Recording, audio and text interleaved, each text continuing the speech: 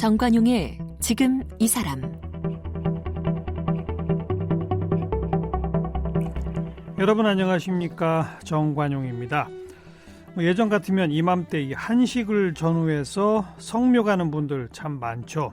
근데 올해는 이 코로나19 때문에 성묘 행렬이 부쩍 줄어들 것 같긴 한데요. 그런데 우리 제사 문화 또 장묘 문화 크게 바뀌고 있죠. 제사를 줄이거나 아예 생략한 집도 늘어나고 있고, 그리고 이 봉분 대신에 납골 땅에 안장을 하고 화장한 뒤에 산이나 강 바다에 뿌리거나 또 나무 또 화초 주변에 묻는 자연장도 많아졌고, 실제로 이 매장이 아닌 화장하는 비율 벌써 80%를 훌쩍 넘었어요. 자, 과거 가부장제가 만든 전통으로부터 벗어나고 있는 한 단면인데, 이와 관련된 아주 의미 있는 영화가 한 편 개봉했어요. 아버지의 묘 그 이장을 둘러싼 가족 이야기, 영화 이장인데요. 이장을 만든 정승우 감독을 오늘 초대했습니다.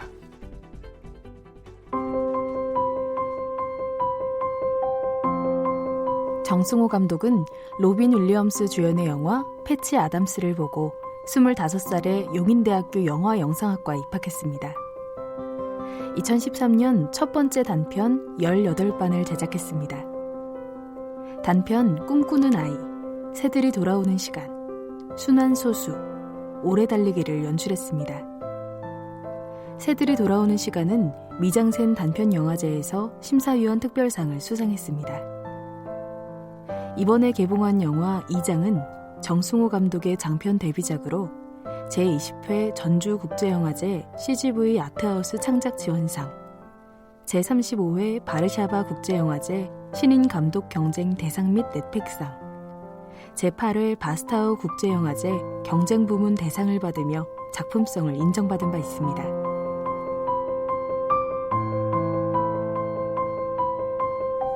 네, 영화 이장을 만든 정승호 감독을 초대했어요. 어서 오십시오. 네, 안녕하세요. 반갑습니다. 네, 이번이 첫 장편이라고요? 네, 맞습니다. 첫 장편. 축하합니다. 아, 감사합니다. 장편 영화 처음 만들면 입봉했다고 그러죠, 감독으로? 네, 그 일본 말인데 그렇다고 하더라고요. 입봉. 네. 데뷔라고 해야 되는데 그죠? 네. 첫 장편으로 지금 전주국제영화제, 바르샤바 국제영화제, 바스타우 국제영화제, 네. 굵직한 영화제에서 이렇게 상을 받았어요. 네, 감사하게도 이렇게 또 찾아주셔서 또 다른 해외 관객분들도 만날 수 있었고, 네, 운이 좋았습니다. 네, 영화 공부하기 시작한 지 지금 10년? 네, 그쵸. 졸업한 지는 한 5년 됐고요. 그쵸, 학교에 들어가서 이제 한 4년 공부했고, 네, 한 처음에 10년 차. 프로필 소개할 때 보니까 네. 로빈 윌리엄스 주연의 영화 패치 아담스를 보고 영화 네. 공부를 결심했다? 네네네. 좀 특별하네요. 네, 그게 약간의 사연이 있는데요. 제가 원래 영화를 할 마음은 없었어요. 영화에 대한 뜻도 없었고, 관심도 전혀 없었는데, 제가 그래서 이제 고등학교를 졸업하고 바로 이제 군대를 갔어요. 예. 그리고 나서 이제 전역을 한 뒤에도 딱히 뭐가 하고 싶은 게 없어가지고, 그냥 일반 회사에 취직을 해서, 그냥 이렇게 돈 벌고 있는데, 네. 그때 당시에 굉장히 밀착해서 좀 잘 친하게 지내던 친구가 있었는데, 그 친구가 갑작스럽게 이제 죽음을 이제 맞이하면서 사고로? 질병으로? 아니요, 스스로 이제 근데 이게 더 충격이었던 거는 정말 어제까지만 해도 만나서 같이 술 먹으면서 이런저런 얘기를 했는데 갑자기 다음날 경찰서에서 전화가 오더니 어이고. 그렇게 됐다. 그래서 그 충격이 너무나 커서 제가 한 1년 정도를 모든 것들을 다 단절하고 집에서만 이제 집거를 했었거든요. 예. 근데 그런 이제 시간을 보내는 와중에 이제 패치 아담스를 만나게 됐는데 이 영화 자체가 굉장히 또 저의 상황과 좀 비슷한 면이 좀 있었고. 어떤 스토리의 영화였죠? 이게 실제 실화를 바탕으로 한 영화인데, 이게 45살에 있는 어떤 삶의 끝자락에 있는 한 남성이 이제 아무런 그 삶의 동기를 찾지 못하고 스스로 이제 목숨을 이 사람도 끊으려고 하는데 그 용기가 나지 않아서 정신병원에 스스로 자기가 입원을 해요, 스스로. 근데 거기서 오히려 정신병원의 의사보다는 거기 있는 환자들한테 자기가 치유를 받으면서 맞아요. 네, 받으면서 이제 자기도 극복되는 네, 극복하면서 자기가 의사가 되겠다 네. 하면서 이제 의사가 돼서 이제 새로운 방식의 이제 그 진료를 하는 어떤 그런 한 남자 그래서 이야기인데 정 감독도 그 영화를 보고 네. 나도 뭔가 삶의 의미를 찾아야 되겠다.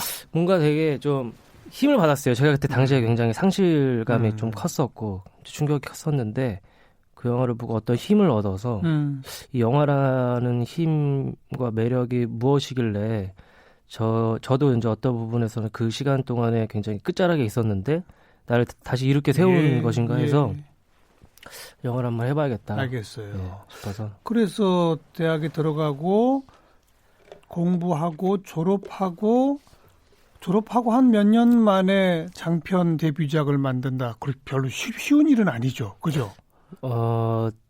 영화계에서는 또 졸업하고 다른 남의 연출부에 들어가서 오래 고생도 하고 다 그러지 않습니까? 네네네. 저도 졸업하자마자 연출부 생활을 잠깐 하고 그다음에 단편 영화를 몇 개 찍고 그다음에 이제 단편 영화를 몇 개 찍다 보니까 긴 영화를 찍고 싶다는 또 그런 욕망이 또 이렇게 자연스럽게 발현돼서 영화 작업을 했는데 운 좋게도 이렇게 또 작품은 직접 본인이 쓰셨고 네네.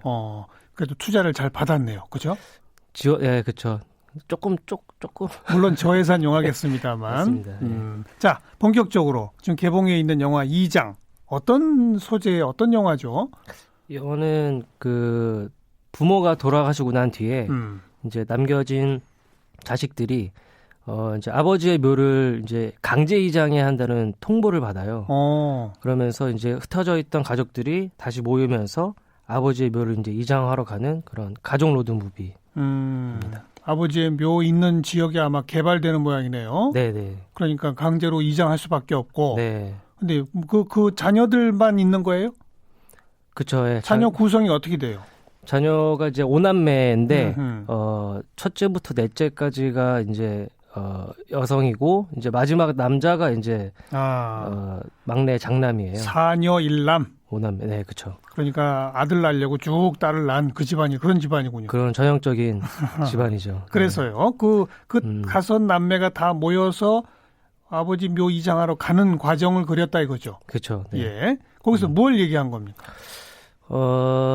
저희 영화를 통해서 저는 이제 이 아버지의 묘를 이장하러 가는 과정에서 저는 이 9명의 가족이 나와요. 그러니까 이제 큰 집이 나오고 그다음에 작은 집 그 이제 죽은 아버지의 자녀들 그리고 5남매가 나오고 그리고 이제 첫째 큰 집이라면 그 돌아가신 아버님의 형님 그렇죠. 큰아버지 댁 큰아버지 댁으로 이제 같이 가기로 해서 이제 5남매가 같이 가려고 하는데 이 마지막 장남애가 그 연락이 잘 안 되는 거예요. 같이 가기로 했는데. 마지막 장남 아니라 막내죠, 아들. 네, 막내. 예. 근데 이제 그래서 얘를 그냥 배제하고 이 4명의 이제 자매들이 이제 큰 집으로 가는 거죠. 여자들만. 네. 그런데요. 근데 큰 아빠가 그 장남이 없는 걸 보고 어떻게 장남도 없이 무덤을 파냐. 아들도 없이. 네. 가서 빨리 당장 데려와라. 제일 꼬맹인데. 네. 예. 그래서 이 4자매가 울며 겨자 먹기로 이제 다시 빽해가지고 이제 장남을 우여곡절 끝에 찾아서 다시 돌아와서 이제 또 2라운드로 큰 아빠랑 이제 매장하느니 화장하느니 이걸로 이제 또 부딪히는 거예요. 근데 결국에는 이제 그 중간쯤에서 이제 타협을 보는 거죠. 네. 그게 이제 영화에서는 수목장으로 나오고요. 그러니까 화장을 해서 이제 나무 밑에 묻는 거죠. 네. 근데 그런 일련의 과정 안에서 이제 이 가족들이 큰아버지한테는 동생이고 그리고 5남매한테는 아버지이고 그리고 이제 첫째 딸의 이제 아들이 또 나와요. 그 아들한테는 또 할아버지인 거죠. 그렇죠. 그래서 총 또 이제 또 그 마지막 장남의 또 여자친구도 어떻게 하다 보니까 합류를 하게 돼요. 이 여정에. 그래서 이 9명의 구성원이 각자 이제 엎치락 뒤치락 하면서 아버지의 묘를 이장하면서 이제 나아가서 이제 그 가부장제와도 이제 이별하게 되는 어떤 그런 여정을 담고 있습니다. 네. 우리 정승호 감독 지금 30대 중반이죠. 네네. 가부장제의 세례를 많이 받은 집에서 자랐어요, 혹시? 근데 이게 그 집집마다 좀 다르겠지만 예. 그 가부장제라는 것이 이제 기본적으로 그 남성 중심적인 어떤 풍토이기 때문에 사실 저는 차별보다는 수혜를 좀 많이 받았다고 생각을 해요. 제가 남성이기 때문에. 예. 그래서 뭐랄까 그런데 이제 저의 모친과 그리고 저의 그 와이프, 제가 결혼을 했거든요. 네. 그 저의 와이프가 또 실제로 5남매인데 저희 어머니는 12남매세요. 잠깐만, 12남매? 네. 어머니가? 네네. 와. 저희 어머니가 12남매고 그래서 어머니가 우리 정 감독은 몇째예요? 저는 외아들이에요. 하나예요? 네. 그 어머니 연세가 그리 많지도 않을 텐데. 그렇죠. 근데 12남매씩이나 된 집안이 있었어요. 네, 그 네. 시절에. 대단하네요. 그런데. 저희 어머니 12남매에 그 위에 이제 이모가 저한테 7분이나 계셨고 그리고 저희 와이프는 또 실제로 여기 영화에 나오는 것처럼 5남매다 보니까 제가 느낄 수는 없지만 제가 직접적으로 체감할 수는 없지만 제가 간접적으로 어떤 그런 이 가부장제 안에서 가족 내에서 여성들이 받고 있는 어떤 차별이나 이런 것들을 보게 된 것 같아요. 그렇군요. 네, 그래서 그렇게 되면서 이제 좀 제가 질문을 30대 중반인데 이 가부장제 문화를 특별히 겪은 무슨 가정에서 자랐어요? 라고 물어본 이유가 30대 중반의 장편 데뷔작 치고는 이런 소재를 다룬 거가 좀 독특하거든요. 그죠? 주변에 같은 또래 영화 하는 사람들 이런 데 관심 별로 없지 않나요? 그런 것 같아요. 그죠? 네, 딱히 뭐 화장 매장 뭐 이런 가부장 뭐 이런 거는 그죠? 네. 근데 이런 소재를 택하게 된 직접적 무슨 계기나 배경이 있었어요? 그러니까 이제 아까 말씀드린 것처럼 저희 와이프와 저희 와이프와 저희 어머니의 영향을 좀 많이 받은 것 같은데. 그 7 이모들, 네. 그다음에 아마 처형 처제들이 쭉 여럿 있겠죠. 네네네. 근데 또 저희 집안이, 그러니까 저희 그 아버지 집안 쪽이 엄청난 강력한 가부장 집안은 아니었지만 그래도 기본적으로 이제 남성 중심적인 어떤 그런 그 제사나 명절이나 이런 풍경들이 있잖아요. 당연히 그렇겠죠. 네. 그런 것들을 저희 어머니가 굉장히 싫어하셨거든요. 못 견뎌 하셨어요? 네. 그러니까 이게 그럼 가정 불화가 좀 있었겠는데. 그렇죠. 그러니까 예를 들어서 그러니까 저희 어머니가 이제 저희 아버지랑 동갑이시고 약간 베이비붐 세대랑 386 세대 언저리에 계셨던 분인데 저희 어머니도 경제 활동을 하셨거든요. 그러니까 이제 그런 얘기를 하시는 거죠. 돈도 같이 벌고 나이도 똑같고 그런데 왜 나만 가사 노동을 해야 되며 그렇죠. 아이도 같이 낳았고 근데 왜 나만 육아를 해야 되며 네. 그리고 우리 집도 제사를 지내는데 왜 나만 너네 집에 가서 너네라는 것은 이제 시댁에 가서 그쵸, 아버지랑 싸울 때 하는 말. 네. 너네 집에 가서 나만 전을 부치고 제사를 준비를 하고 설거지를 해야 되냐. 또 뭐 너가 우리 집에 왔을 때나 니네 집에 있을 때나 너는 맨날 누워서 있거나 앉아서 시덥지 않은 얘기만 하고 있는데 나는 나 혼자 일하냐? 끝나지 않은 그런 걸 계속 하고 있느냐. 이런 말씀을 이제 하시는데 그때 당시에 제가 어렸을 때는 그런 얘기들이 그냥 이렇게 쓱쓱 지나가는데 좀 지나고 나 보니까 너무 주옥같이 다 맞는 말인 거예요. 네. 이게 왜 출가 외에는 왜 여자만 있느냐. 그렇죠. 네. 나도 나의 아버지가 돌아가셨고 나도 나의 아빠의 제사를 지내고 싶고 추모하고 싶다. 이런 말씀들을 하시면서 근데 그런 것들을 좀 보면서 자라서 그런지 이런 것들이 좀 그때 당시에는 조금 쓱 지나갔는데 영화를 만들고 이런 시나리오를 쓰면서 그것들이 소환되면서 그것을 둘러싼 어떤 정치는 무엇인가에 대한 좀 고민을 하면서 이런 어릴 적 많은 기억들이 새록새록 시나리오 안에 적혔군요. 담겼군요. 그죠? 어머님 세대가 아마 대학가에서 여성 운동적 관점이 처음 이제 등장하고 시작하던 아마 그럴 때였을 거예요. 그러면서 가부장제나 뭐 또 방금 표현한 것처럼 왜 여자만 가사 노동하고 여자만 육아를 책임져야 하느냐. 이른바 이 가사의 분담이랄까 이런 관점들이 도입되기 시작하던 시점 아니었나 싶어요. 근데 바로 어머니가 그런 선봉에 서신 전사셨군요. 네, 그렇죠. 근데 어렸을 때 그런 모습들을 지켜봐 왔었다. 네. 혹시 묘의 이장과 관련된 직접적 경험도 있어요?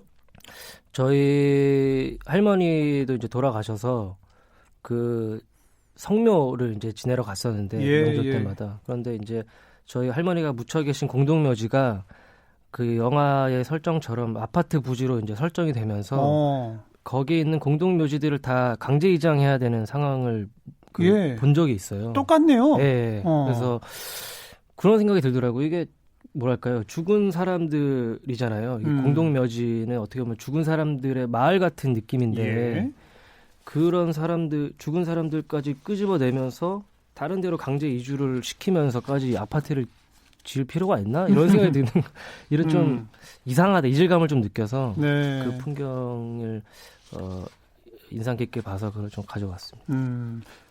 이장, 할머니 묘의 이장에서 이장이 무엇인가에 대한 인식을 갖게 된 것이고 그 안에 가부장제가 어떻게 녹아있는지를 본 것이고 어릴 적 경험들이 함께 어우러진 한 편의 영화로군요. 아, 네. 맞습니다. 이걸 통해서 관객들한테는 뭘 말하고 싶었던 겁니까? 이게 그 쇠약해져가고 있긴 하지만 이 가부장제라는 것이 여전히 한국 사회에는 뿌리 깊게 남아 있다고 생각을 해요. 그래서 저는 이 가부장제라는 것이 어떻게 보면 헤어질 듯 하면서도 계속 못 헤어지고 있다고 생각을 하는데 이 가족 내의 어떤 가부장제 때문에 사실 가족 내의 어떤 차별이 특히 이제 여성의 차별이 가족적 차별이 이제 사회적 차별까지 이제 확장이 되면서 연결되죠. 계속 이게 고착되어 있는 이 부분들이 그러면 이 첫 출발의 시작이었던 이 가족 내에서 가부장제와 이별을 해야 되지 않을까? 이런 생각이 들었어요. 그래서 이미 묻혀 있는 아버지, 어떻게 보면은 가부장제로 상징되는 이미 묻혀 있는 아버지를 이제 정말 좀 제발 좀 헤어집시다. 보내드리면서 그래서 이렇게 보내드리는데 아름답게 이별을 해야 되잖아요. 그래도 얼굴 붉히지 않고 그래서 이제 그 꺼내서 예의를 갖춘 후 화장을 해서 이제 헤어집시다라는 어떤 지금 이제 어떻게 보면은 저희 영화의 캐치프라이즈이기도 하지만은 세계말적 가부장제와 이제 작별을 고하는 어떤 그런 가부장제에 대한 제사 의식이죠. 어떻게 보면 그래서 잘 가라 만나지 말자 약간 이런 어떤 걸 표현하면서 나아가서 이제 좀 더 그런 가부장제가 뿌리 뽑히거나 혹은 이제 그걸 넘어서는 새로운 가족의 형태를 좀 모색하면서 살아야 되지 않을까라는 어떤 질문을 던지면서 영화를 좀 만들어보고 싶었습니다. 그 가부장제 하에서 자라난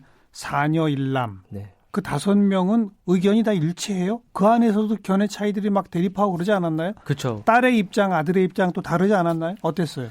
일단 기본적으로 4명의 자매의 입장은 화장을 하자. 그리고 사실 그 여기에 나오는 장남 역시 장남은 크게 상관을 안 해요. 몇 살이죠? 이 극중 나이에 극중 저는 뭐 정확히 영화에서 나오지는 않지만 뭐 20대 후반에서 30대 초반? 20대 후반 정도. 아주 젊은 나이네요. 별 생각이 없을 수 있겠군요. 그렇죠. 예. 그래서 게다가 막내 아들이었으니까. 그래서 하지만 이제 장남을 데리고 이제 큰아빠로 다시 가가지고 큰아빠랑 얘기하는 과정에서 조금씩 이제 온도 차이가 드러나기 시작하는 거예요. 그러니까 예를 들어서 이제 그런 대사가 나오거든요. 그 아버지 살아 생전에 유언인데 해달라고 하는 게 매장해달라고 하셨구나. 이걸 왜 우리가 결정을 해서 화장을 하느냐. 나는 큰아빠의 말에 일부분 동의한다. 약간 이런 말을 장남이 툭 던져요. 근데 이게 또 영화 보시면 누나들한테 그랬더니 근데 거기서 누나들이 4명 한 명 혜영은 이거를 이제 어떻게 해서든 빨리 이제 덮고 싶으니까 이거를 빨리 해결하려고 그러는데 둘째가 그러고 보니 그런 거 아니야? 라고 이제 생각을 하고 셋째는 이제 막내한테 너 그런 얘기 하지 말아라. 네가 뭐 한 게 있냐라고 하고 넷째는 더 이제 불같이 반응을 하는 어떤 그런 이제 온도의 차이들이 좀 있는 거죠. 그 사실 아버지가 본인은 매장을 원했다는 거잖아요. 돌아가시기 전에. 그러면 조금 좀 곤란할 수도 있겠네. 그 내부에서. 맞아요. 하지만 결국은 의사 통일을 해내는 과정 이거로군요. 네. 근데 이게 네. 뭐랄까. 그러니까 이 온도 차이가 좀 있는데, 그러니까 셋째는 그런 또 얘기를 해요. 한 번 매장에 있으면 된 거 아니냐. 네. 근데 이게 또 그렇잖아요. 우리가 옮기고 싶어서 옮기는 게 아니라 네, 강제로 해야 네. 된다고 하니까 그런 거지. 예. 그러니까 이제 또 이제 또 되게 예상 가능한 말 있잖아요. 누나는 아빠 묘이장하는 게 그렇게 힘드냐.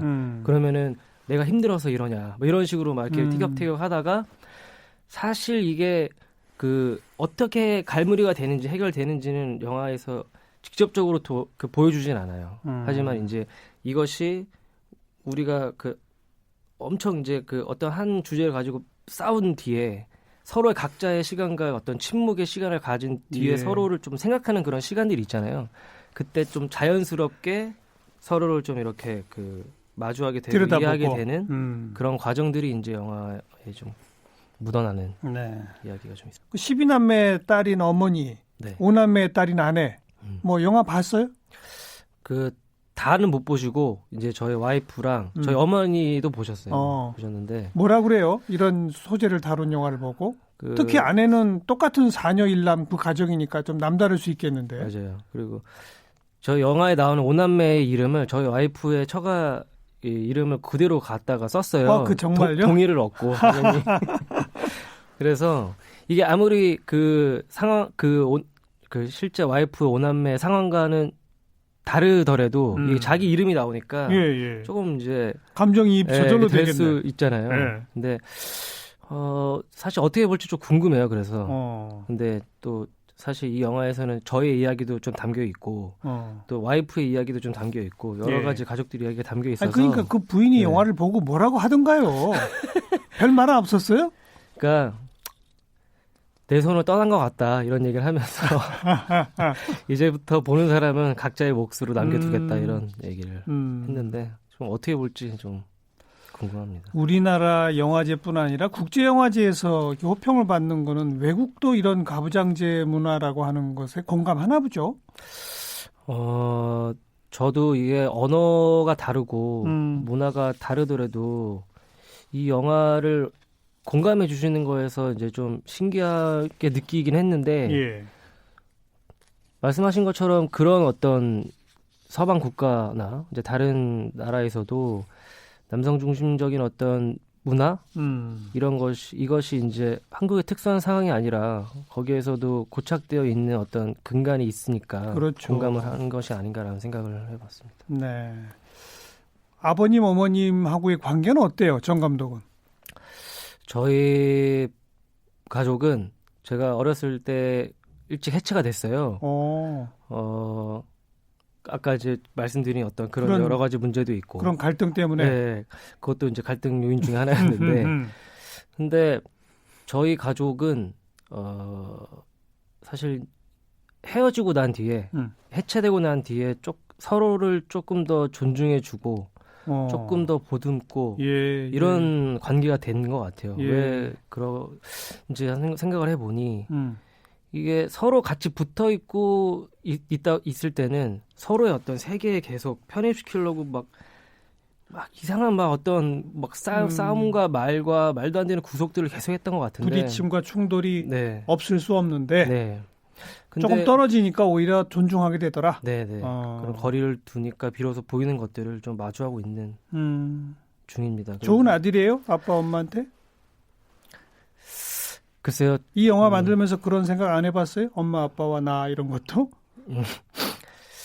사실 단편 영화들 이제 제가 맨 처음에 습작들을 보면은 저의 가족 이야기를 많이 했어요. 그리고 나서 저의 가족에 대한 반추에서 시작이 되면서 좀 타인의 가족의 호기심으로 좀 확장하는 영화적 성장이 좀 있었던 것 같거든요. 확장성이 좀 있었던 것 같은데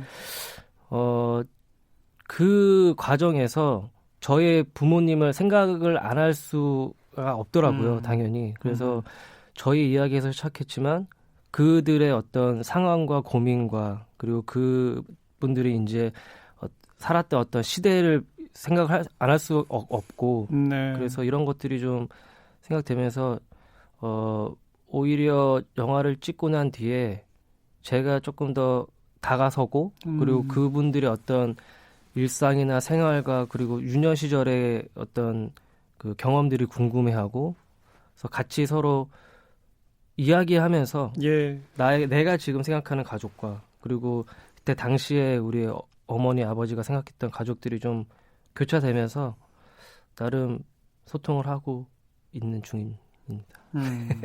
제가 그 질문을 왜 던졌냐면 결국 이 영화를 보는 관객들은 우리 사회 문제, 사회의 어떤 한 요소로서의 가부장제를 그냥 객관적으로 관조적으로 쳐다보는 것뿐만 아니라 자기 가족 이야기, 자기 부모님과 자기의 관계, 뭐 아주 어린 세대면 자기 할아버지 할머니와의 관계 이런 것 등등을 같이 생각하지 않겠어요?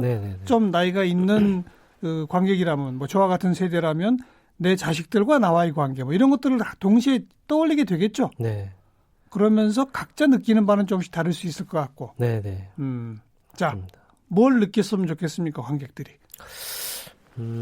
저는 이 영화가 말씀하신 것처럼 굉장히 우리 삶과 밀착되어 있는 영화라고 생각을 해요. 그래서 저희가 비록 나이는 35살밖에 먹진 않았지만 제 윗세대와 그리고 저희 세대와 저희 밑세대를 최대한 좀 공감하고 이해하고 이 가족 안에서 그러니까 아버지의 묘를 이장하는 그 과정 안에서 서로가 어떻게 소통하고 어떻게 받아들인지를 좀 탐구하고 싶었거든요.